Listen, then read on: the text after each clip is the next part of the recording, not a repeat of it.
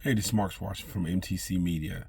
You know, one of the things I don't understand when it comes to the quarterback in the NFL is this.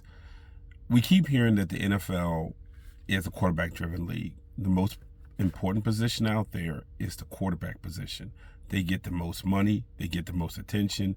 They get the most leeway because look at how much even the mediocre quarterbacks get paid. They get everything. Fine. So if that's the case, then why haven't the Chicago Bears hired a coach that can use the strengths of Justin Fields? You need to leverage the quarterback's strengths. And the Chicago Bears don't do anything that leverages the strength of Justin Fields. If not, find a coach that has experience, that can see what he wants to do and have a game plan that can revolve around it. If you're not doing that, then what are you doing? That's not a Justin Fields problem. That's an organization problem. I'll say the same thing in Cleveland. You know, I keep hearing about Deshaun Watson and his numbers, and it doesn't look like Houston Texans. Of course not. Deshaun Watson's success, whether at Clemson or Houston, has come in spread offense. Cleveland doesn't do that. So why trade for Deshaun Watson and give him an extension like that if you're not going to play to his strengths? You got to hire a coaching staff and a philosophy that plays to the quarterback's strengths. That's what this league is.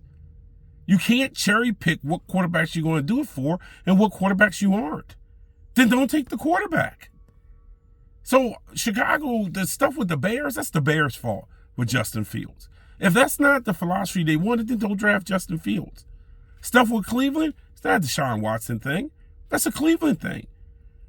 If that's not what you wanted to do and that's not what you wanted to run, then for goodness sake, don't trade what you trade to get Watson and then give him that money. But those are organizational things that these quarterbacks are taking the blame for. Why? If you can say one thing about the Minnesota Vikings, you can say this. At the very least, even though he has not won anything significant, they played to the strengths of Kirk Cousins. They didn't come in there, the second coach, they didn't come in there and say, hey, Kirk Cousins, we want you to be something other than Kirk Cousins.